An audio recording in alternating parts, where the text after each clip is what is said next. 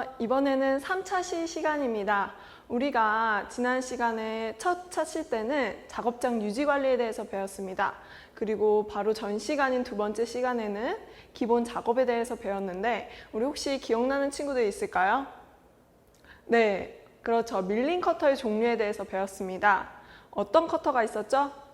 그렇죠. 정면 커터와 또 엔드밀, 그리고 더브테일, 네, 티홈, 네, 다양하게 지금 말하고 있는 친구도 있네요. 그리고 또 무엇을 배웠습니까? 네, 공작물 고정 방법도 배웠고요. 또 공구 고정하는 방법도 배웠습니다.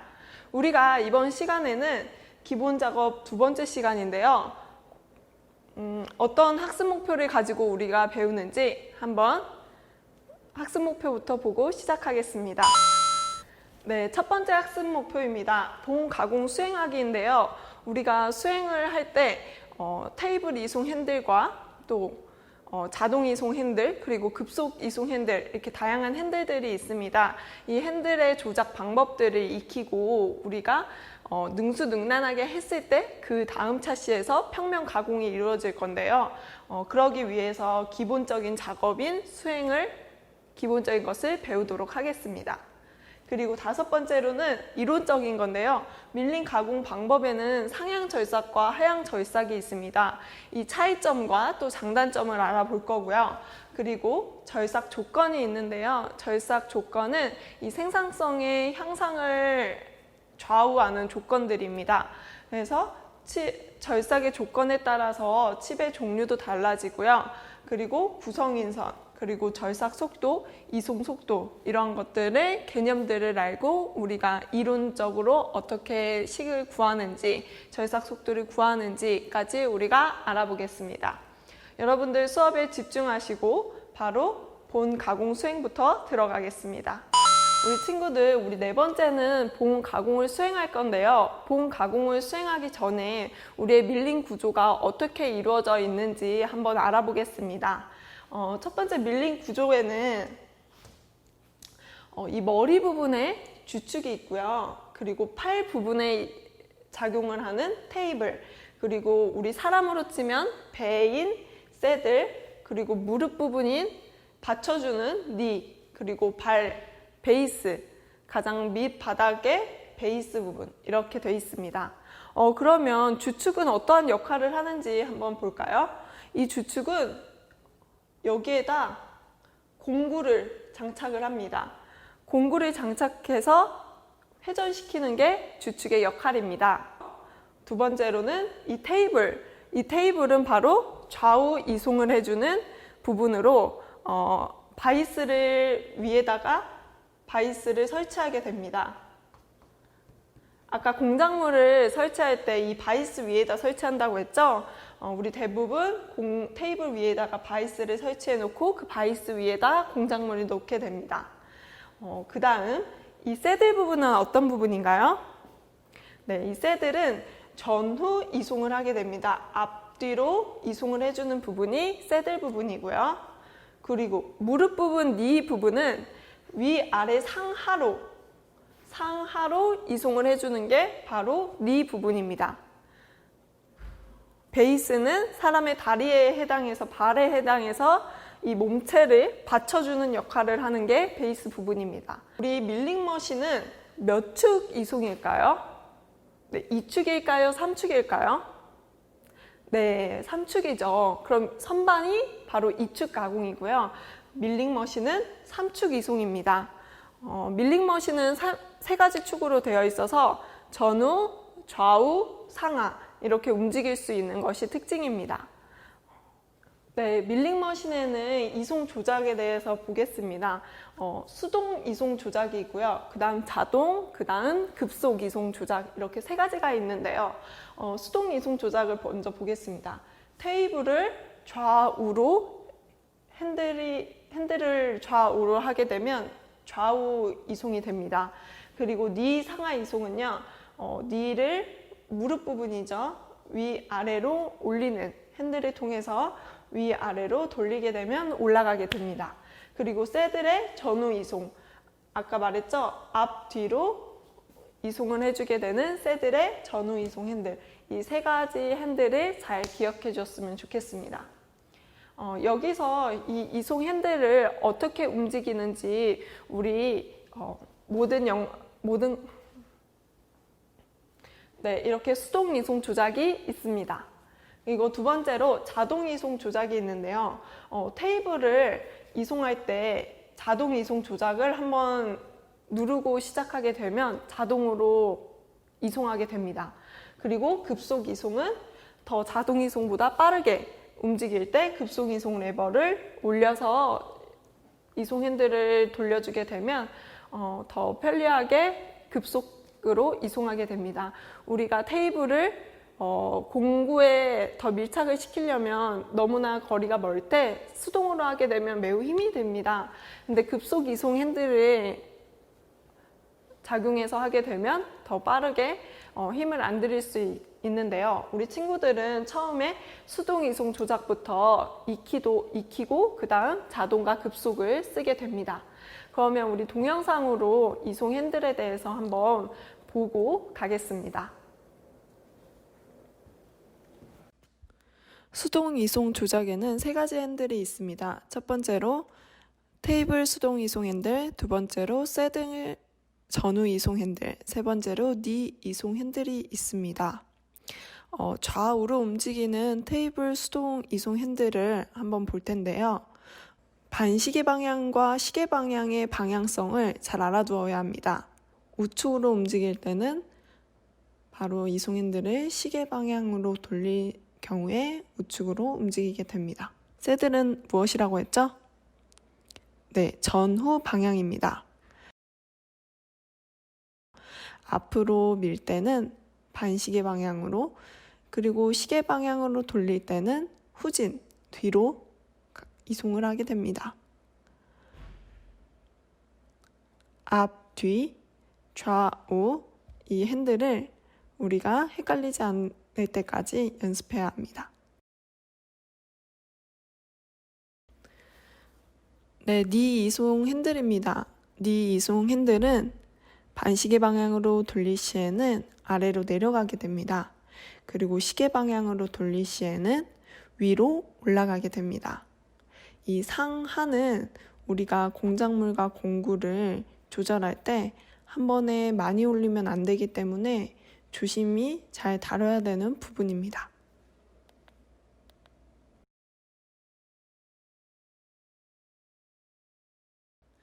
수동 이송 조작을 배웠다면 다음은 자동 이송 조작을 배우겠습니다.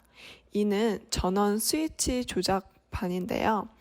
이를 통해서 위아래 테이블의 좌우 전후를 이 테이블을 통해서 자동으로 이송되게 됩니다. 한번 멀리서 보겠습니다.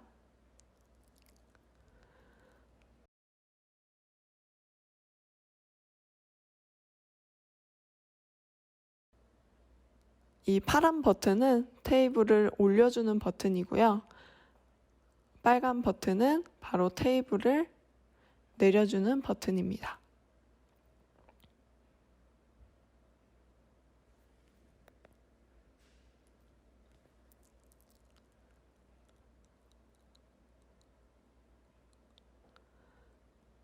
그리고 옆에 있는 초록 버튼은 테이블을 좌우로 움직이는 버튼인데요.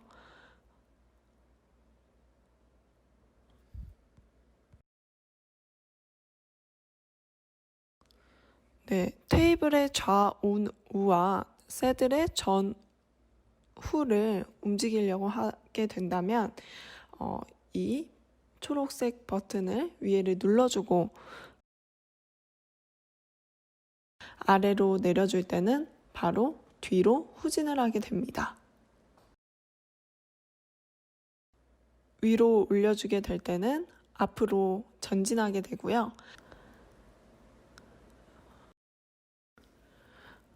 테이블 자동 이송 변환 레버는 테이블의 중앙에 위치해 있습니다. 이 오른쪽으로 변환 레버를 움직이게 되면 테이블이 자동 이송이 오른쪽으로 가게 되고 또 왼쪽으로 변환 이송 레버를 주면 왼쪽으로 자동 이송이 움직이게 됩니다. 네, 이 맨 끝에 있는 급속 이송 레버라고 합니다. 급속 이송은 실제로 공작물을 가공하지 않으면서 필요한 위치에 빨리 이송시키는 것을 말합니다.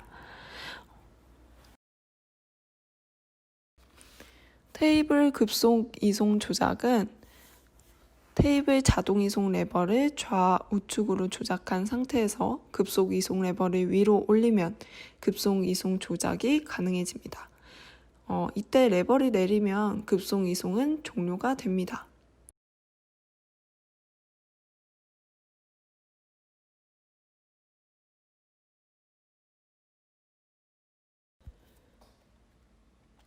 자동 이송 속도입니다. 이 자동 이송 속도에는 이 변환 레버로 H를 조작하고 L을 조작해서 이 숫자는 RPM을 뜻합니다. 565 RPM과 68, 낮은 RPM, L은 68 RPM입니다. 이 레버를 통해서 앞으로 누를 때는 L, 그리고 당길 때는 H의 속도로 이송을 하게 됩니다. 그러면 한번 H의 속도로 또 L의 속도로 한번 어느 정도의 속도인지 보겠습니다. L의 속도를 먼저 알아보겠습니다. 65의 속도였습니다. 거의 변화되는 것이 없어 보이죠? 그런데 아주 느린 속도로 움직이고 있습니다. 네, 그렇다면 반면 중립으로 두고 이송의 속도를 H로 변환하게 됩니다. 네, 다시 자동 이송 레버를 왼쪽으로 움직이고 H의 속도를 한번 보겠습니다.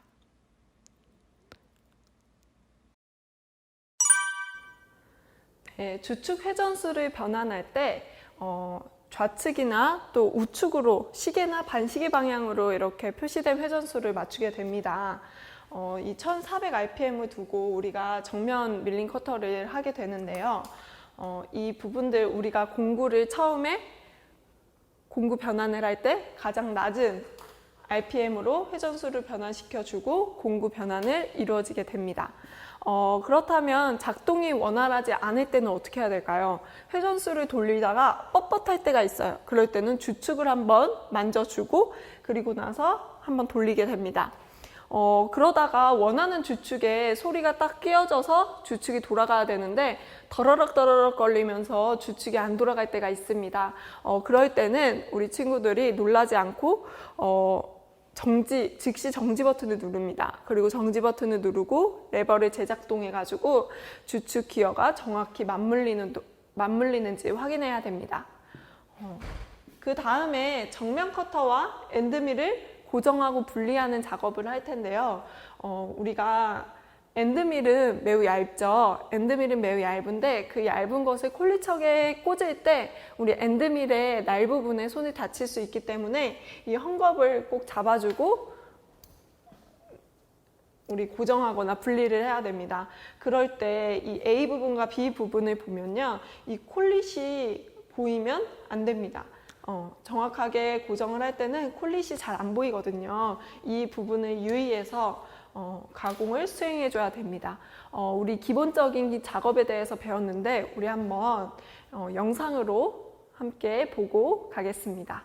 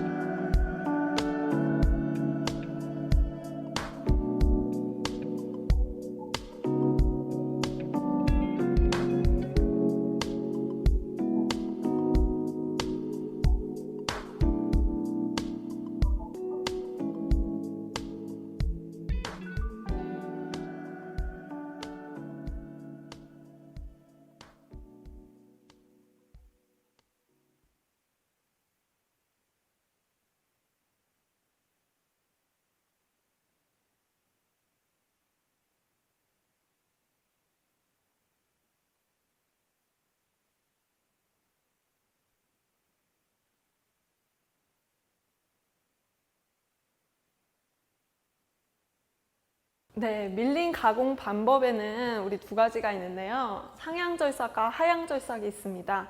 우리 두 가지 그림을 보고 상향절삭이 어떤 건지 한번 생각해 볼까요? 첫 번째일 것 같나요? 아니면 두 번째일 것 같나요? 네, 바로 첫 번째입니다. 상향절삭이 첫 번째 부분인데 회전하는 방향과 이송 방향이 반대인 부분이 상향절삭이에요. 이렇게 들어 올린다고 생각을 하게 됩니다. 이렇게 들어 올리면 장점들이 있어요. 상향절삭의 장점 한번 볼까요? 밀린 커터의 날이 공작물을 들어 올리는 작용을 하므로 기계에 무리를 주지 않는다. 무리를 주지 않는 장점이 있고요. 그럼 반대로 생각하면 어떤 부분이 단점일까요? 네, 기계에 무리를 주지 않지만 공작물 고정이 불안정해요. 불안정하고 떨림이 있기 쉽거든요. 그래서 이게 또 단점입니다. 기계에 무리를 주지 않지만 하지만 고정이 불안정하고 떨리는 현상이 일어나기 때문에 장단점을 또 구분해 줄 수 있어야 됩니다. 그리고 두 번째 장점은 절삭이 시작될 때 가해지는 절삭 저항이 0에서 점차적으로 증가하므로 날이 부러질 염려가 없다. 날이 부러질 염려가 없어요. 근데 커터의 날이 절삭을 시작할 때 이 재료의 변형으로 절삭이 되지 않고 그리고 마찰작용으로 날의 마멸이 심한 게 또 단점이에요. 부러질 염려는 없지만 마멸이 심하다. 이게 단점입니다. 네, 이 세 번째, 칩이 절삭날을 방해하지 않고 절삭단 면에 쌓이지 않으므로 치수 정밀도의 변화가 적다고 했어요. 그렇다면 이 장점의 또 반대인 단점은 무엇일까요? 네, 이 마찰이 또 크게 작용을 하게 돼가지고요. 마찰로 인해서 불량해질 수가 있습니다. 마찰 작용으로 인해서 가공면이 거칠게 돼요. 이 부분이 단점이고요. 네 번째 상향절삭의 장점은 커터의 날과 공작물의 이송 방향이 서로 반대이므로 백래시가 자연히 제거된다. 그래서 백래시 제거 장치를 굳이 안 해도 되는 게 상향절삭입니다. 네, 이렇게 상향절삭의 장점에 대해서 보았는데요. 그렇다면 하향절삭의 장점을 한번 같이 보겠습니다. 밀린 커터의 날이 마찰작용을 하지 않아요. 아까 상향절삭은 마찰작용을 한다고 했죠. 그래서 날의 마멸이 적고 따라서 수명이 길어진다. 이 수명이 길어서 오래오래 사용할 수 있다는 게 하향절삭의 장점입니다. 그런데 하향절삭의 장점은 커터날이 공작물을 향하여 누르면서 절삭함으로 공작물 고정이 쉽고요. 흔들리지 않는다는 거예요. 상향절삭은 아까 흔들린다고 했죠. 반대로 하향절삭의 장점은 공작물 고정이 쉽다. 그리고 세 번째 장점은 커터의 절삭 방향과 이송 방향이 같아서 절삭날 하나하나마다 날자리의 간격이 짧아서 가공면이 매우 깨끗합니다. 그래서 하향절삭을 깨끗하게 하고 가공면이 좋은 장점이 있습니다. 그리고 네 번째, 절삭된 칩이 가공면 위에 쌓이므로 가공한 면을 잘 볼 수 있다. 네, 가공면 위에 쌓이므로 가공할 면을 잘 볼 수 있는 이것도 가공하면서 장점이 되겠죠. 절삭이랑 공작물 경도가 큰 공구를 사용해가지고 공작물에서 이 칩을 깎아내는 작업을 말해요. 그리고 이 칩이라는 게 되게 중요한데요. 우리 칩이 공작물의 재질에 따라서 절삭 공구의 형태에 따라서 또 절삭 조건에 따라서 칩의 형태가 달라지게 돼요. 이 칩의 종류에는 그 형태가 다른 네 가지가 있습니다. 이 네 가지를 한번 알아보겠습니다. 네, 칩의 종류에는 이 네 가지가 있는데요. 첫 번째는 유동형 칩입니다. 유동형 칩은 비교적 이렇게 끊이지 않고 칩이 계속 나오는 경우에요. 비교적 연성의 금속을 큰 경사각으로 절삭 속도를 빠르게 하고 또 절삭 깊이를 작게 할 때 그리고 절삭 저항의 변동이 적고 가공면이 양호해요. 그래서 근데 칩 처리에는 계속 이어져 나오기 때문에 주의해야 되는 유동형 칩입니다. 유동형 칩을 사용할 때 칩을 끊어주는 것이 또 무엇이죠?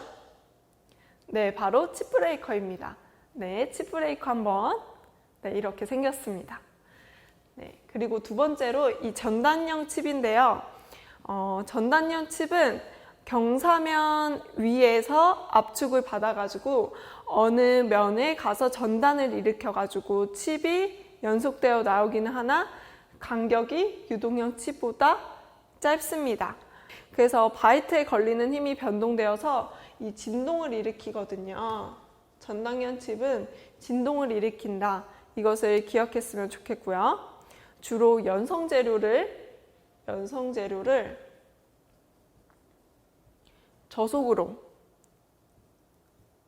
저속으로 가공할 때 이 전단형 칩이 나오게 됩니다. 네, 이 열당형 칩은 보면 이렇게 어떤 부분이 보이나요? 네, 균열이 일어나는 거 보이나요? 네, 열당형 칩이랑 균열형 칩이랑 좀 비슷해 보이는데요. 이 열당형 칩은 주로 납성분이 많거든요. 납성분이 많고 영광이나 알루미늄 합금과 같이 피삭 재료의 점성이 있을 때 발생을 하게 되는 게 열당형 칩입니다. 그리고 균열형 칩은 치성 재료일 때 거의 소성 변형을 일으키지 않는 상태에서 발생한 균열이 공작물 표면까지 진행되면서 칩이 발생하는 현상입니다. 이렇게 네 가지 칩이 있는데요. 유동형, 전단형, 열단형, 균열형 칩. 이 칩의 조건들을 우리 비교해서 잘 알아두었으면 좋겠습니다. 우리 구성인선에 대해서 들어본 적이 있나요, 친구들? 네, 구성인선은 영광, 알루미늄 등 연성이 큰 공작물을 절삭할 때 공구와 공작물 사이에 이 높은 압력과 큰 마찰 저항, 그리고 절삭열, 친화력 등에 의해서 칩의 일부가 가공경화되어 절삭날 끝에 부착이 이렇게 되는 거예요. 그래서 이 절삭날 끝에 부착이 되어가지고 이것들이 실제 절삭을 해가지고 절삭에 나쁜 영향을 주거든요. 정밀도를 떨어뜨리는 영향을 줘요. 그래서 이 구성인선이 되게 짧은 순간에 발생하게 되고 성장을 해서 또 분열을 하게 되고 탈락을 하게 됩니다. 이것들이 구성인선이라는 것을 알아두었으면 좋겠습니다. 영향을 보면요, 구성인선이 생기면 절삭 저항이 변화되어가지고 가공면이 거치게 돼요. 거치게 되고 공구에 진동까지 줘요. 진동을 주게 되고요. 날 끝이 같이 탈락돼가지고 치핑 현상이 일어나기도 됩니다. 네, 공구에 치핑 현상이 생기게 되면 공구를 교체해 줘야겠죠. 그래서 구성인선의 영향은 이런 부정적인 영향을 주고요. 장점도 또 있는데 장점은 공구의 날 끝에 구성인선에 의해서 보호되기도 해요. 이게 보호되기도 해서 공구 수명이 길어지는 이런 장점이 있는데, 근데 구성인선이 이 단점이 너무 커가지고 진동을 주고 거칠기 때문에 방지를 하게 됩니다. 이 방지법을 우리가 기능사 자격증 필기 공부를 한 친구들은 정말 많이 나왔고 암기해야 된다는 것을 알 거예요. 그럼 우리 한번 볼까요? 네, 경사각을 크게 해야 합니다. 경사각을 크게 하고 절삭 속도를 크게 합니다.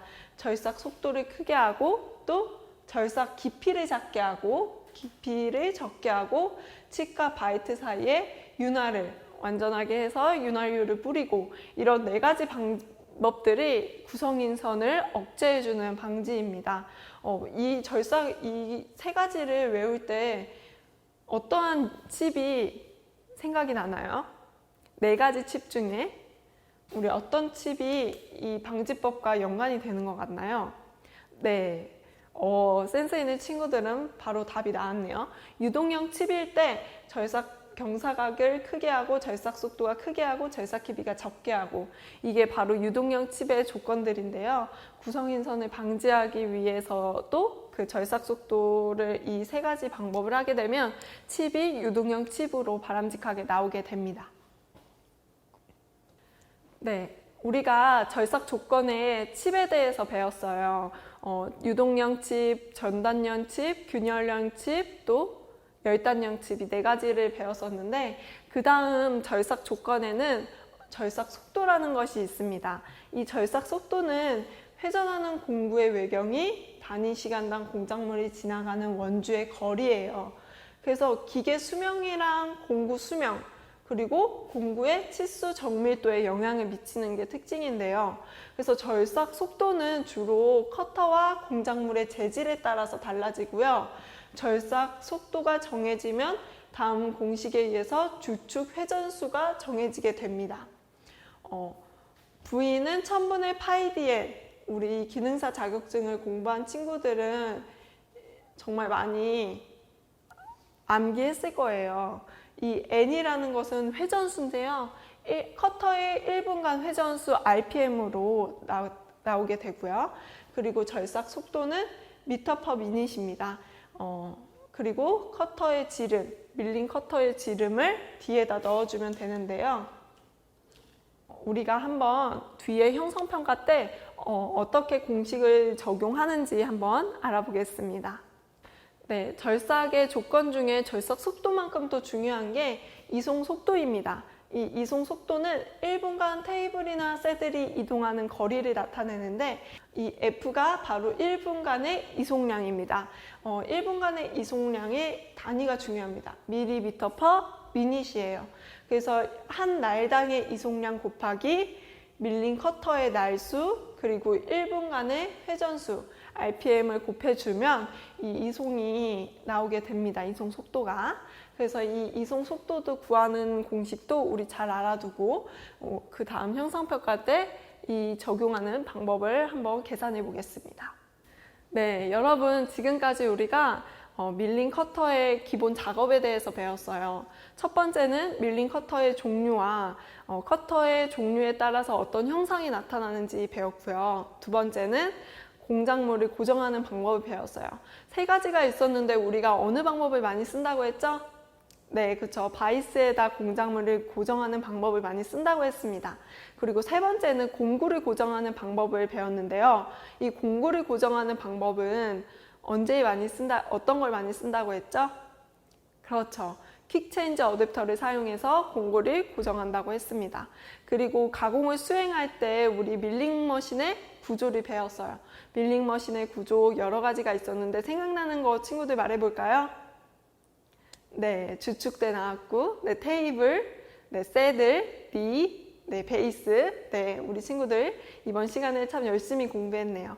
그리고 밀린 가공 방법에는 절삭 방법이 두 가지가 있다고 했어요. 이 두 가지 절삭 방법이 무엇이 있다고 했죠? 네, 바로 상향 절삭과 하향 절삭이 있다 했어요. 그리고 절삭 속도가 있고 또 어떤 걸 중요하다고 했죠? 네, 바로 이송 속도가 중요하다고 했어요. 그리고 칩에는 네 가지가 있다고 했는데 혹시 네 가지 다 말할 수 있을까요? 그렇죠. 네, 유동량 칩, 전단량 칩, 균열량 칩, 열당량 칩. 네 가지들을 다 말한 친구들이 있네요.